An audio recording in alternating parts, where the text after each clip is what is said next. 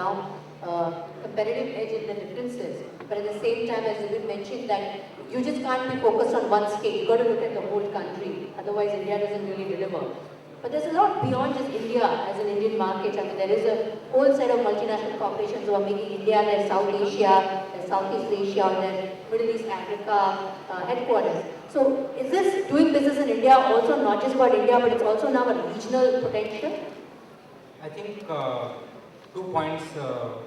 First, on India, I think the way to the future and the way to go is to develop small hubs, and I would say not only states, but there will be soon, 5 to 10 years from now, specialized districts, hubs for auto, for chemicals, for pharma, for services. That's the way we will go. Now, taking this point forward and looking at the region, I think, in fact, it's already happening. Lot of companies I am aware of, including multinational companies, Indian companies, of course, but lot of multinational companies and companies which have other origin are establishing India as a hub, either from Indian subcontinent or for Southeast Asia, or in some cases, I know, even for Africa. So I think there is a lot of similarity between the condition, circumstance, and including the lifestyles of the people of those countries. Lot of companies have separate teams which are headquartered in India, focusing on Latin America, Africa, Southeast Asia. Just look at it, the whole global power is shifted to these countries. So it is not only that the modern or the Western or the already matured world is wanting to go into those countries. Each country in this region is wanting to go into each other's country. Lot of agricultural land has been grabbed up in Africa. Lot of metal mining, shale gas related sort of fields are being captured. And even from a management perspective, India offers a reasonably good bet at becoming a regional hub, at least from a management perspective, including from a manpower and the kind of quality management which is available. I think it's already happening, at least in few segments. I'll name those in consumer, in healthcare. It's already happened. You know, before we open up to the floor, since we have a man from the Chief Minister's office in Kerala, we have somebody who's here in charge of making Pune the Germany of the East, and we have Imitation from Karnataka. I'm going to ask each one of you, we have a plethora of young entrepreneurs here, to give that half a minute, 1 minute spill of why someone should come and invest in Pune, Karnataka or Kerala. So I'll start with you, Maheshwar, and we'll go off to Zubin and then to you, Shafi. I think I have been pitching for the last 6 months, it's become second nature, but we always say that I think you should look at the market in India first. If you come to decide about the market, then you decide which part of the market, which segment of the market you're looking at. Looking at consumption, looking at where it's going to be driven, and where you got good labor relations, good quality manpower, and in case that makes your business profitable, you should go there. I think our state, of course, stands somewhere among those which will always be counted, but the choice is yours.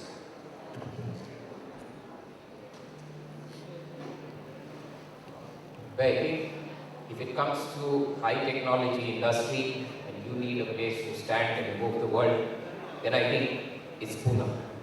Because I think the people in the industrial environment of Pune attracts high technology. I mentioned it earlier, it's a city of entrepreneurs. So if you want to be comfortable in the kind of environment that you thrive in, I would say it's Pune. Shafi? If you want to invest in a land-intensive project or industry, please go to Maharashtra and Karnataka. But if you want to be in the most beautiful state with the best law and order, best governance, and the best social indicators, health, education, etc., please open the floor for questions. As you can see, we are a continent, but we're still connected. So we can open the floor for questions. We have about 5 to 7 minutes for questions.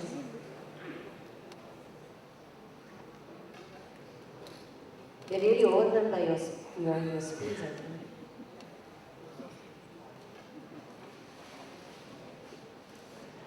Nobody? I mean, I could keep asking questions, but just want to make Shami, you're reminding me, there's one person over there.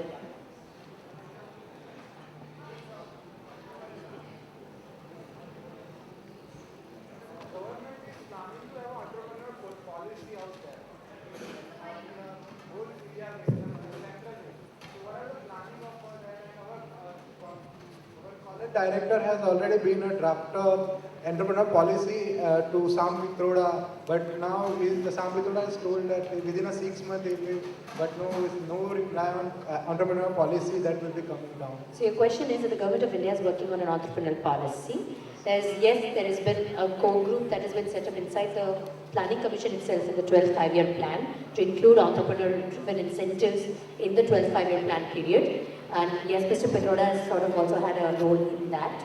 And your question is, what's happened to that? Yeah, Shakti will answer. Government of India and other states in India are thinking about it. We have implemented the first student entrepreneurship policy in the country and most probably the world. What we have done is any student while in college who starts an enterprise and create income, wealth or job by a certain parameter, get 20% attendance absolutely free. They don't need to turn up to college for 20% of their college days. They still get 20% attendance and they get 4% marks added to their final grades in this.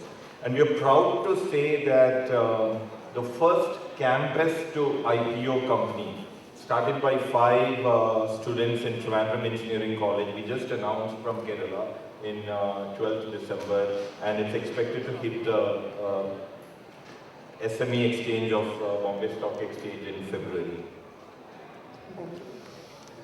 Yeah, right away, if you got 5 ideas, you don't have to go to school. It's as simple as that. But just jokes aside, I think a lot of ideas are happening in entrepreneurship. State government, of course, is not doing much. Is thinking about it. But a lot of organizations, including I think CAAYE and NASCOM, have come up with this plan of doing startups, assisting startups. I think the way to go actually is to have more companies coming up because that generates the maximum jobs. You know, Shakti, just for the information's sake, I know Kerala has this fantastic program for the Startup Village. Can you share a little bit about that? We missed your voice on the table when we were talking about earlier about different initiatives.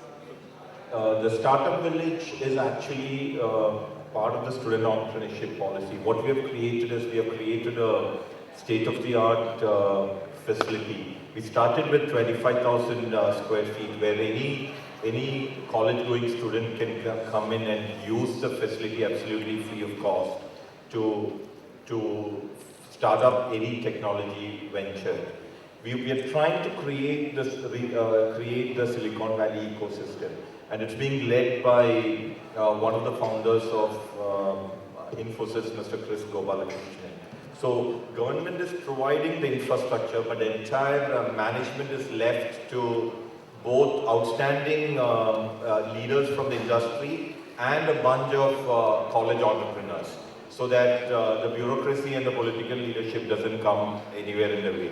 Just to give you an example of the interest level, we started this startup village with 25,000 square feet in August, and October 15th the space was completely leased out. We have now putting in place 100,000 square feet by March, and the Chief Minister's commitment is that if it gets leased out, used up by aspiring entrepreneurs, we will set up a 1 million square feet facility. It's fantastic. I'm going to close on that note. It's been wonderful getting perspectives from each one of you, frank and honest. So that's been great. I'm told that the delegations and student volunteers are to come up here to collect their certificates. after the signing is done of the communique this evening. And with that, we bring this session to a close. I thank all the panelists here for the wonderful participation. Thank you, panelists. As a token of appreciation of your time, we'd like to present a memento. The memento is a book which was released at our national summit 2 years ago by Dr. APJ Abdul Kalam, titled Change We Want to Be, where we actually edited this particular coffee table book. And I'd like to request Mr. Ankit Mittal from CAAYE Indore chapter to hand over the books to your panelists.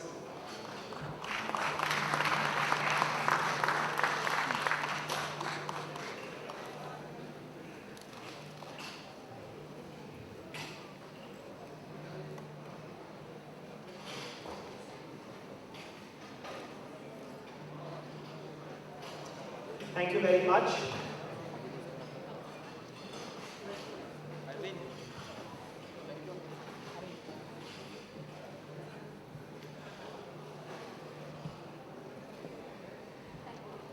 We've now come to a very special moment.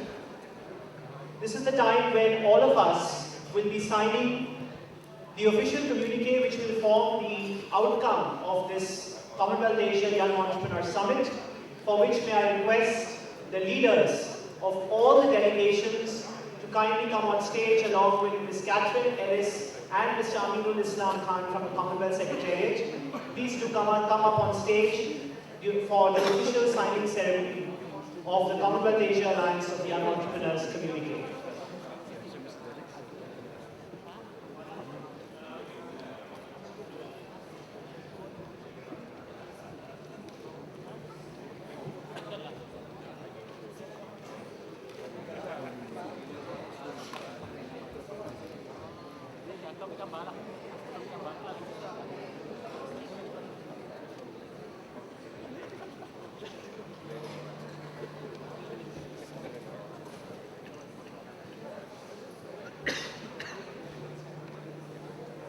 Form part of the Commonwealth Asia Alliance of Young Entrepreneurs Network in our 8 countries. We will be quickly reading out the salient features of this communique, which will be handed over on the 15th to 19th of April in Papua New Guinea at the next Commonwealth Youth Ministers meeting. We will ensure that your voices of what we would like to see done by our governments will reach the voices of our governments and will reach the tables of our governments at the next Commonwealth Youth Ministers meeting. Can I have the official communique up on the screen, please? I will just read the salient points. We will not read the whole communique.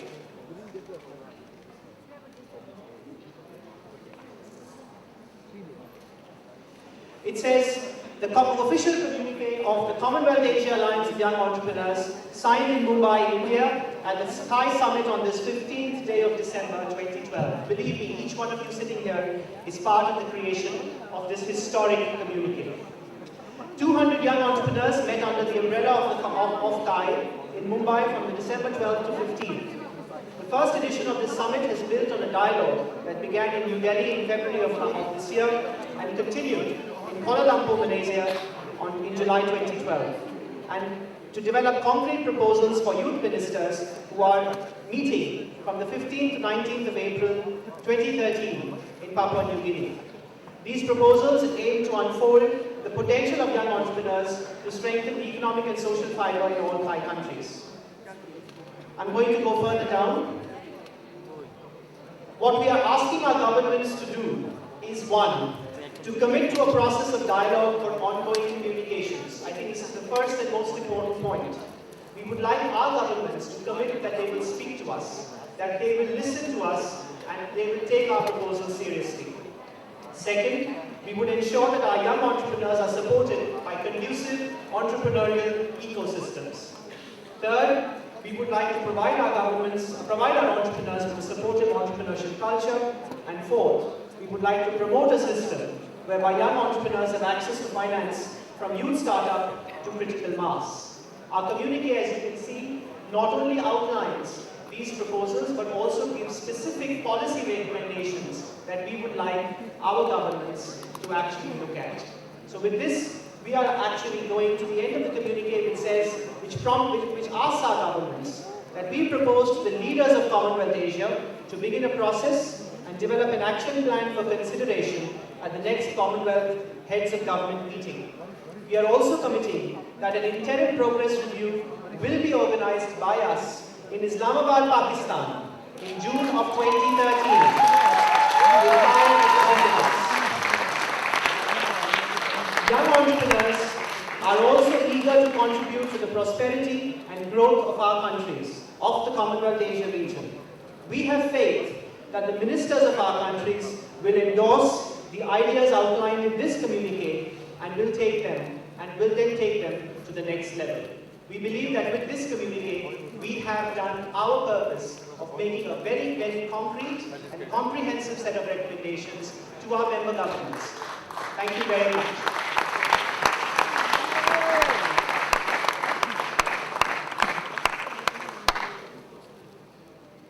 To begin this process, we are going to sign the communique on behalf of the Commonwealth Asia Alliance of Young Entrepreneurs. I will sign the communique on behalf of the Alliance, after which each of the leaders of the countries will come upon and sign the communique for their respective governments.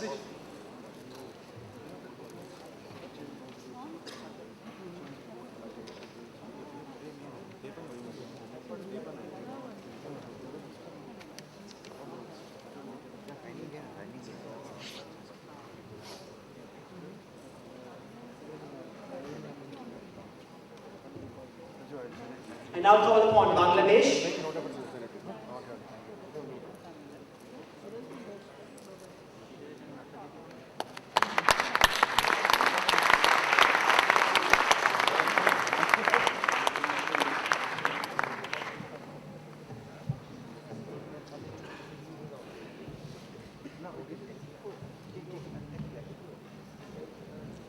I now call upon Brunei, represented by the Young Entrepreneurs Association of Brunei.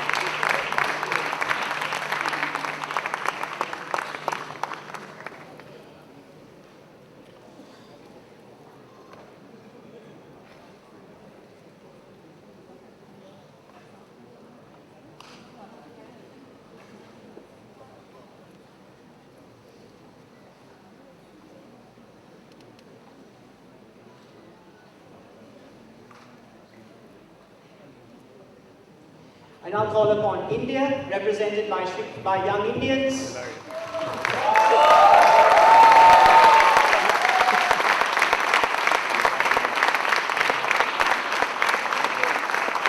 Louder, guys, come on!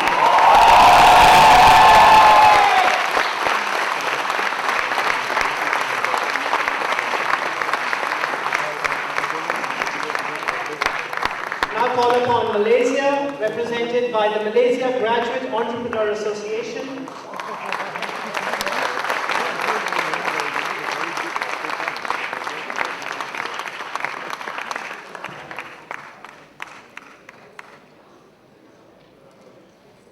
Guys, come on, cheer for Malaysia.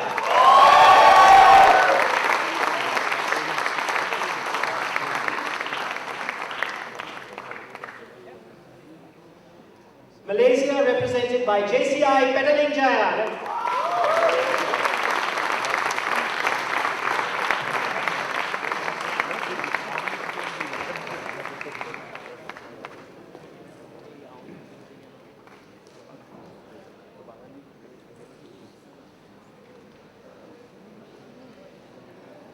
Pakistan, represented by the Young Entrepreneur of the Islamabad Chamber of Commerce.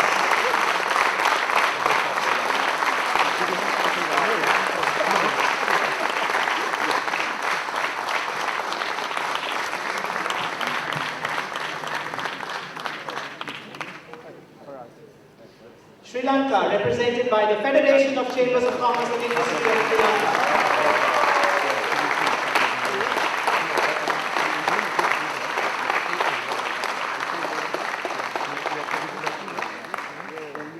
This communique will also be given to the G20 Young Entrepreneur Alliance as a contribution to the discussion that will take place at the G20 summit being held in Russia in 2013. And now that the communique is signed, we all are going to request that the Commonwealth Secretariat, represented by Ms. Catherine Ellis and Mr. Aminul Islam Khan, accept the communique for submission to the Commonwealth Secretariat and also to our member governments.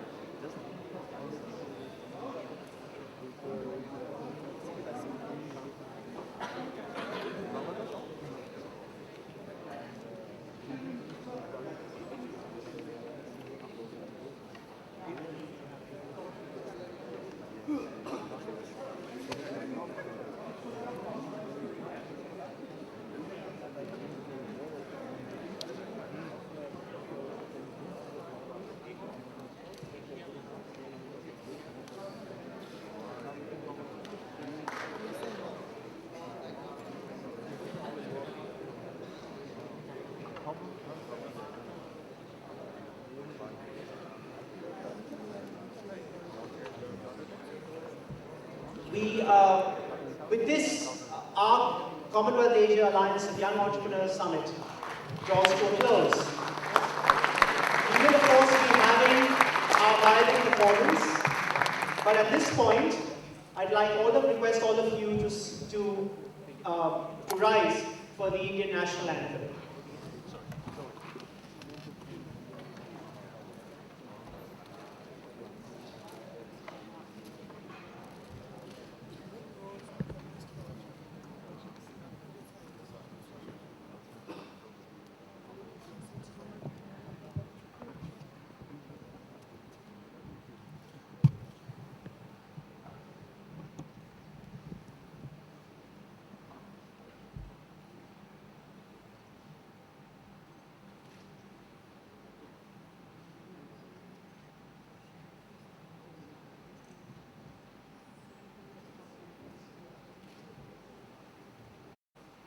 Jana Gana Mana Adhinayak Jaya He Bharat Bhagya Vidhata Punjab Sindh Gujarat Maratha Dravida Uttar Banga Vindhya Himachal Yamuna Ganga Ujjala Jaladi Taranga Tava Shubha Name Jaye Tava Shubha Ashish Mange Gahe Tava Jaya Gatha Jana Gana Mangal Dayak Jaya He Bharat Bhagya Vidhata Jaya He Jaya He Jaya He Jaya Jaya Jaya Jaya.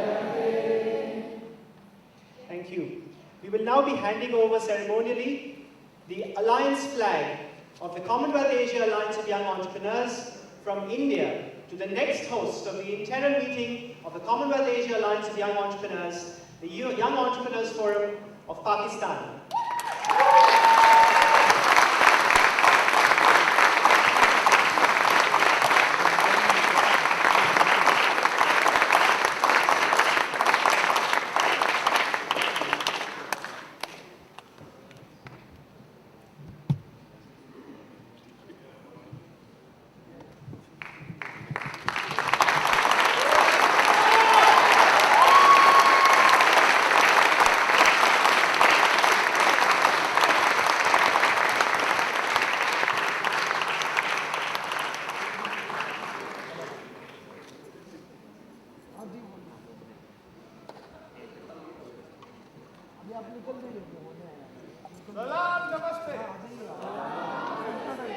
Salam Namaste. I just have a few words.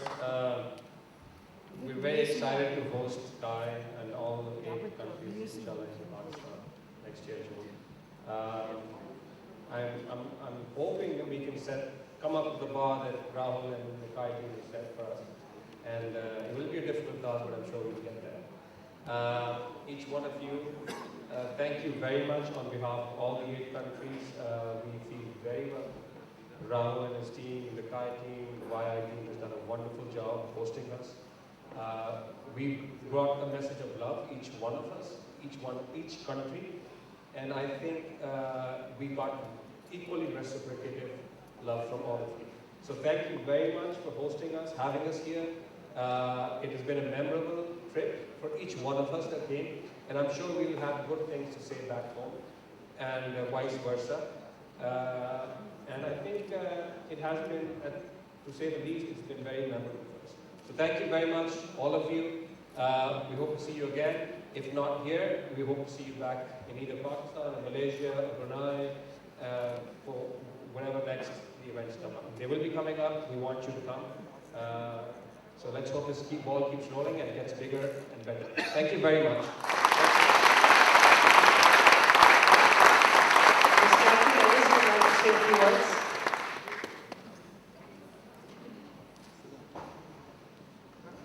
Firstly, I'd like to congratulate all the members of CAAYE for putting on such an amazing event this week. As an inaugural, it's going to be very hard to top, so I look forward to seeing what Pakistan are able to produce next year and beyond that to further summits.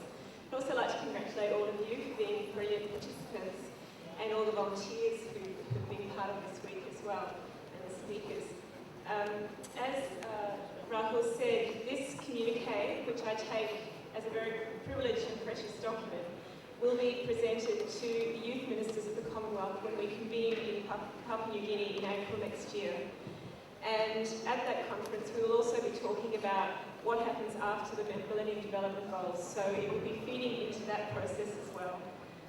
And further also into the Commonwealth Heads of Government meeting in November next year, and the Commonwealth Youth Forum, which will be held at that time as well.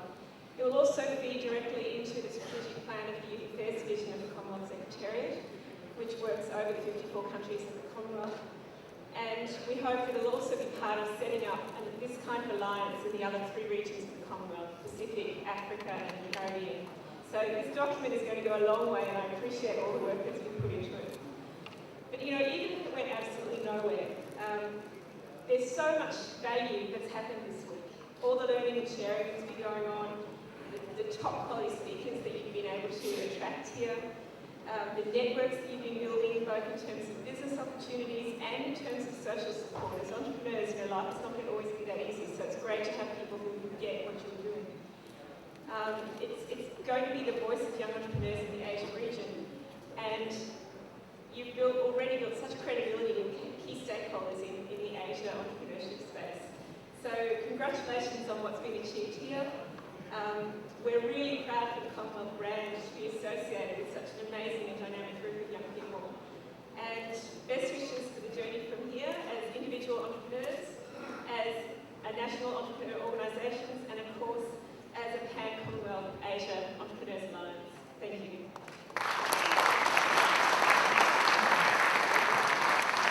Mr. Srikanth Surinarayanan from India will be delivering the vote of thanks and formally closing the session before we have the violin performance.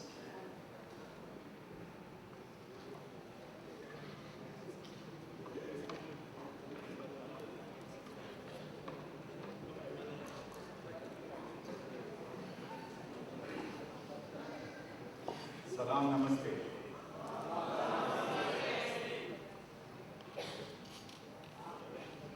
Good evening, everybody.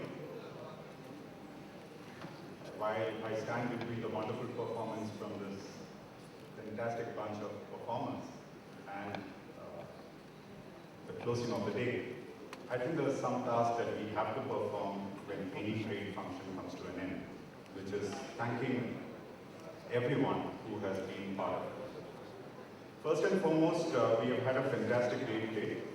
I'm not going to go into a lengthy discussion on what is the outcome of each panel discussion, but we had 5 panel discussions, and the last one that just ended before before this.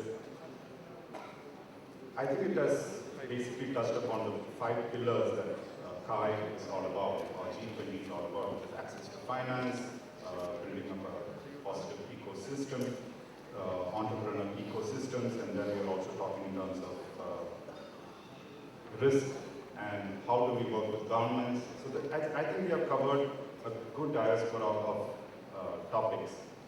And I think the banking session seems to be appreciated by a lot of people. And there's one particular quote that I'd like to tell is, when you deal with a bank, don't get frustrated. They exist to frustrate you. I think that's one of the highlights of the panel discussion, and I think we can take that note back home with us, because when you do deal with banks, I know how frustrating it is. Okay, now on to the main function, which is being attended by over 41 speakers from India, Italy, UK, Malaysia, Bangladesh, Brunei and Pakistan. We had over 123 delegates from 7 countries. We had 66 volunteers, student volunteers from 6 cities.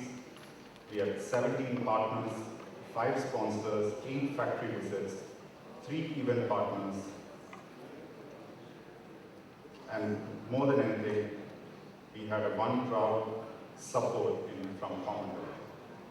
And before that, I'd like to thank some of the sponsors who have made this program possible, which is RGNIYT, which is Rajiv Gandhi's National Institute of Youth Development, Ministry of Youth Affairs and Sports, Government of India, Oxford Business Group, some of our sponsors, which is Aries Agro, Corporation Bank, Central Bank, SEA Group, SIDBI, and of course our partners, the Wall Street Journal, BSC, Meltwater, Hill and Norton, Dow Jones. The business magazine, the Smart CEO Photography by Angle of India, Technology by View, Social Media with Counting Bees, Link Net Solutions, IES, and Dreamcatcher, Clear Trip, IDEA, IDEF, and Radio Wala.in. Thank you very much for making this event possible.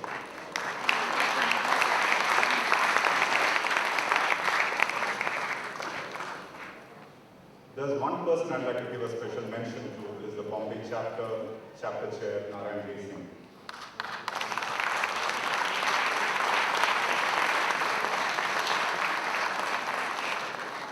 He's been a driver, he's been a door opener, I've seen him standing behind the food counters, I've seen him here at 7 in the morning. Yesterday when the TV is not working, he was fixing them.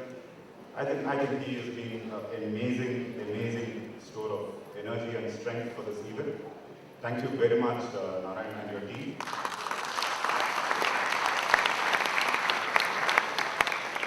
I'd like to thank Ernst & Young for their support for this event. But more than anything, when there's a big show like that, there's a strong backing team which has been ably managed by Tulsi Raj. If you're there, can you show yourself to everyone by standing on the chair?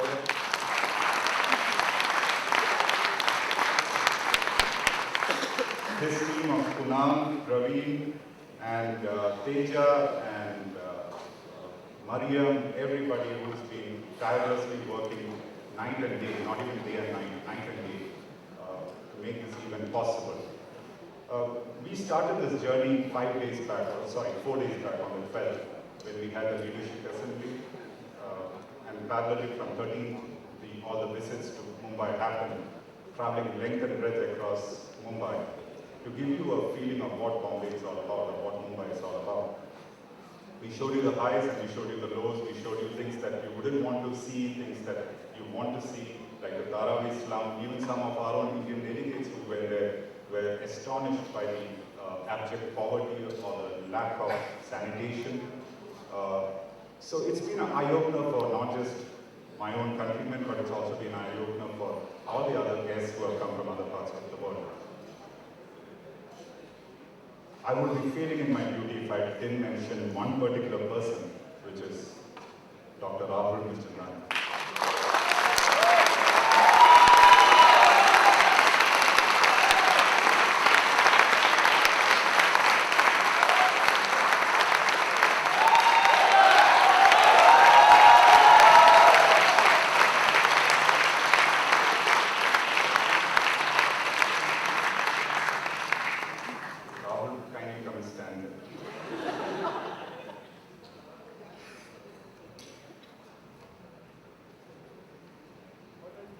stand up.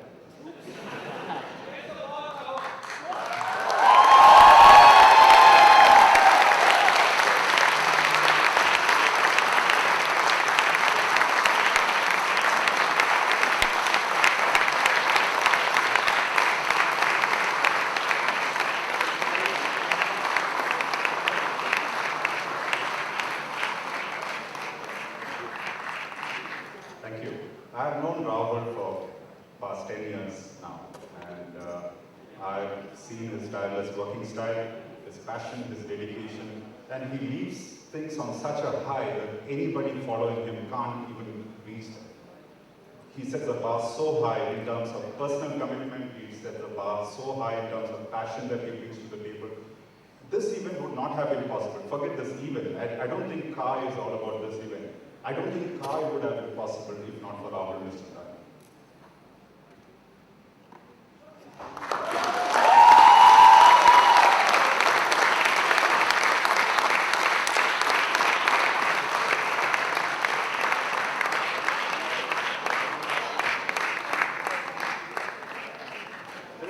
This is a snake board.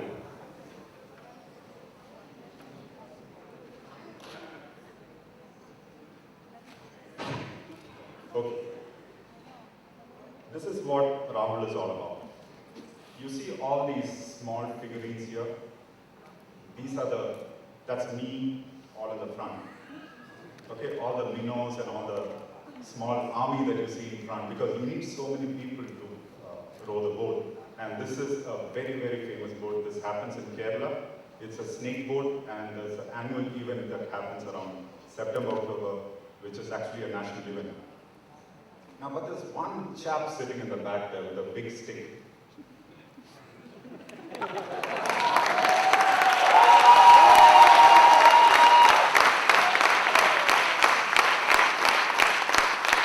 that's Rahul Mukherjee. Ladies and gentlemen, I'd like to give this on behalf of CAAYE, young Indians, on behalf of the entire country. I'd like to give this to Rahul Mukherjee.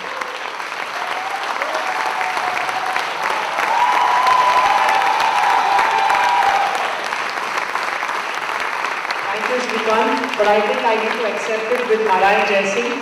So I'm going to request Narayan, please.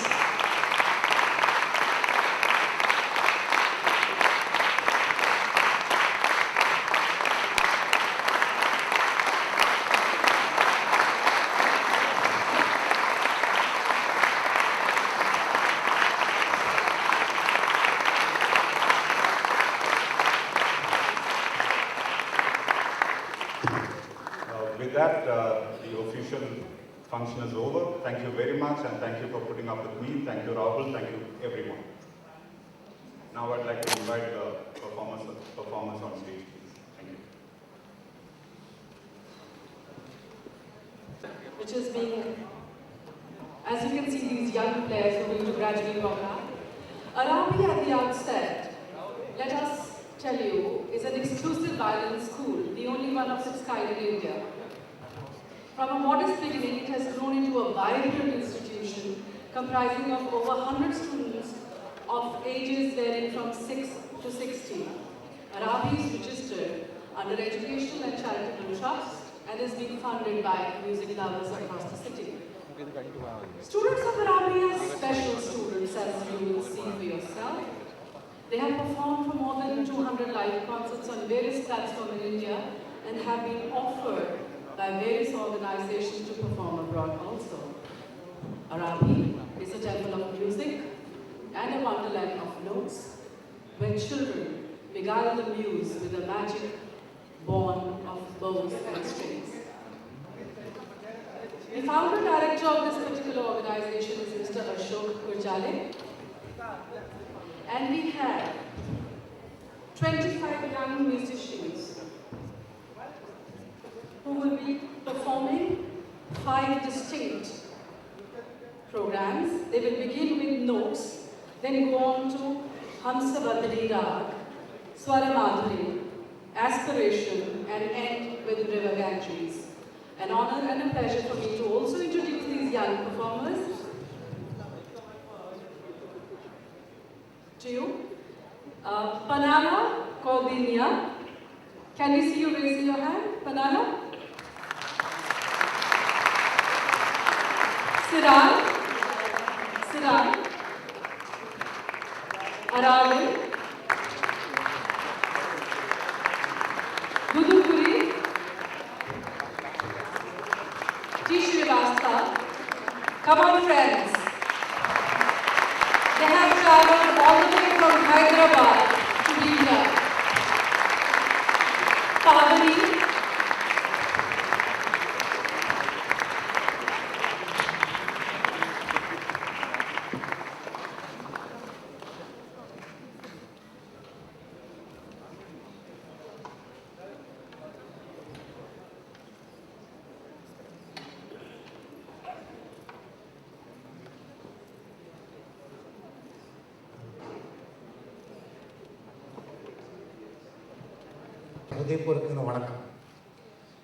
I'm Srinivas. Before the other elements are completed, I will tell you with my sound imitation and sound illusion. I won't much time.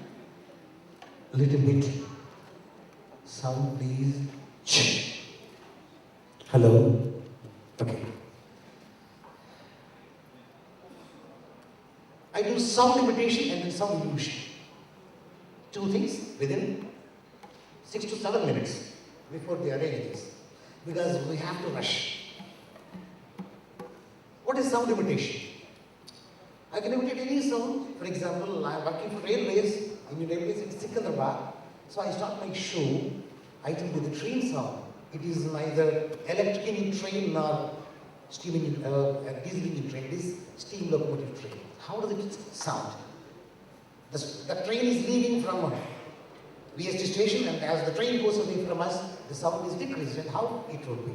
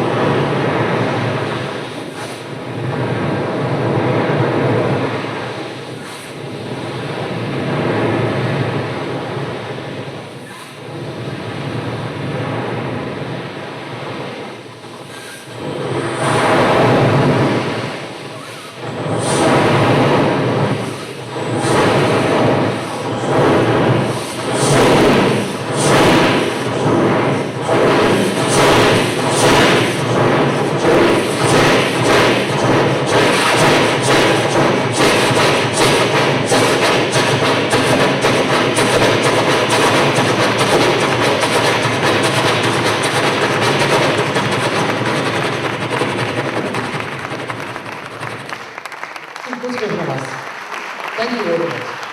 In a similar way, when the train is crossing the bridge, we listen to a lot of sound because sound is increased because there is no ballast under the track or earth under the track to absorb the sound. So sound is increased and beat is also changed. What kind of beat we listen to? When we stand under the bridge and the train is crossing the bridge above, what kind of beat we listen to? All the compartments are crossing the bridge and we are standing under the bridge. हम पुल के नीचे खड़े होकर सुनेंगे तो जब रेलगाड़ी पुल पार करती है तो आवाज किस प्रकार की आवाज होती है, बीट किस प्रकार बदल जाता है.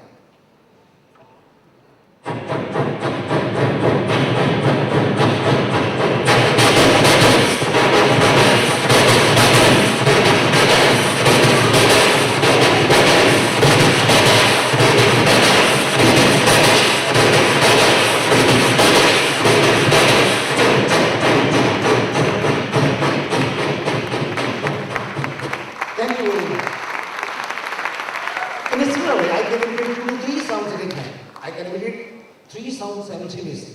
All the sounds produced, especially in our Indian films, are false. For example, when hero hits villain, it's what you get. In our real life, you don't get because he's not playing octopad like George drum. If you play on the drum, you'll get this sound, but when hero hits villain, the sound you listen. In a similar way, all the sounds produced in the films are wrong and how.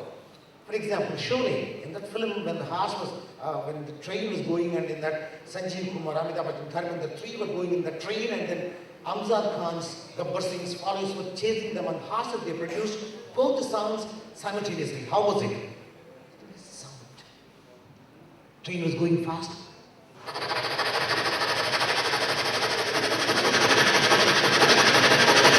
Then the horses. Let the horse in the sand or in the water or on the road, wherever it runs, we get only one kind of sound in our films. It would be.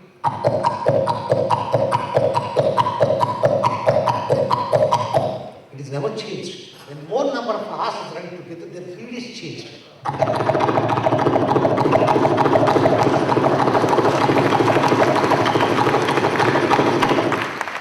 In Hollywood films, they have shown variation.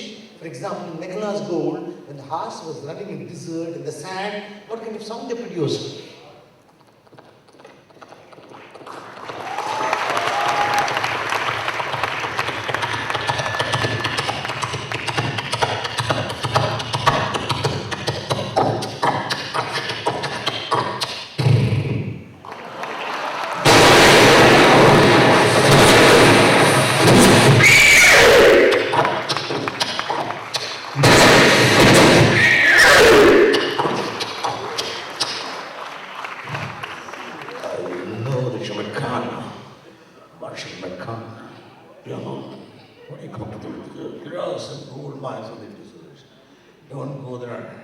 Because there's some spare in those mines in Kenya.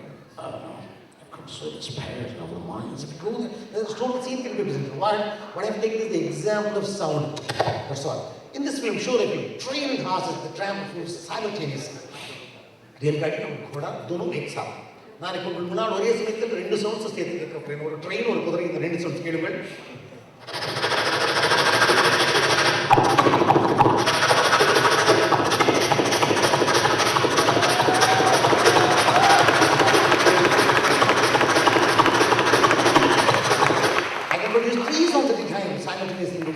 Train, car, and horse.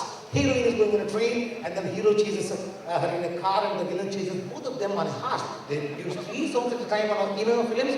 How it would be? Railgadi, Ghoda, or car.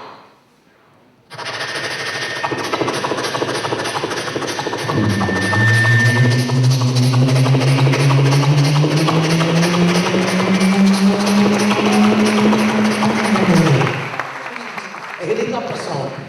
Can be presented in 3 different ways. Another way. But I like the third way, it would be good.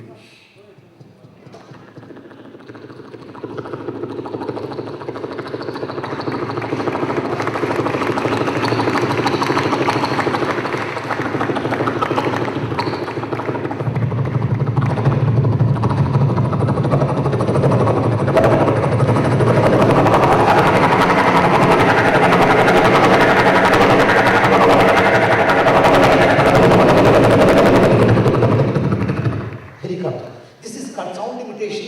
It is mostly popular in India as mimicry, ladies and gentlemen. Of course, I used to imitate human voices too, but in traditional convention, I'm not supposed to do all those items because no one knows who is our great personalities. Okay, ladies and gentlemen, this is sound imitation. Then what I do is sound illusion. I am graduated in this from Mayer's Institute of Ventriloquist Colorado, US. They taught me how to take out my voice from my mouth and how to throw my voice. Sharp and a little bit volume. I take out my voice from my mouth. Hello? Yeah. It's a different voice for your clarity. Hello? Yes. Hello? Yeah. Okay, will you please come out? Yes. Yes. This is my fist. How still they feel whether you are there or not. Okay? Are you there? Are you there? Yes? You don't hear me. Fist, right? Okay? So, what shall you do? What shall you do? Shall I open it? Okay? Yeah. This is my palm. Yes. I'll put you in my pocket. Oh, you are in my pocket. You are in my pocket. Okay, but how do my audience believe that you are in my pocket? I'll do one thing. I'll put the microphone in the pocket, okay? You have to speak. Okay? Okay? Yeah. Not there. Yeah. Be there. Okay. Like this, I can throw my voice. Of course, I got my puppet, but there's no time, and me and Asur Gurjari and all the youngsters should rush fast. So I conclude with one item, half a minute item. I'm sorry. I can swallow my voice. I use puppets to entertain you, but because of the time constraint. Hello? Yeah. Come out. Okay? Yes? Yes? Yeah. Yeah. Right. Now what I do is I show him how can he swallow you. Right? Right. Yes. From here, you have to go into my throat. From there, you have to climb down into my belly. Okay? Okay? Yeah. Go into my throat. Where are you? Yeah. I can also. You're my throat? Yeah. Okay. You climb down into my belly. Okay. Okay? Yes. Go. Yes. Go. Yes. Go. Yeah, what is that? What happened? I'm confused. Confused? What for? Oh, there are 3 ways. 3 ways? Oh. Don't go to my left. Why? My heart is there. Oh, is there anything else there? Nobody can be there in the heart. Poets don't know their anatomy. That's the reason they say, you are my heart is feeling for you. Heart cannot think, only brain will think. You go down straight. Okay? Go down. Okay? Okay? This is my stomach. Big. Are you criticizing or praising? I don't know. Okay, right. Climb up. Climb up. Climb up. Climb up. Climb up. Climb up. Climb up. Climb up. Climb up.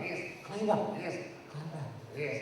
Come into my throat. Yeah, in your throat. Come back to my mouth. Yeah. Come back. Yeah. And your mouth. That is, so many things are there, but I cannot become hindrance between you and the violin program. Thank you very much, ladies and gentlemen, for listening to me. Thank all of you. And see you once. See you once from Hyderabad. Thank you.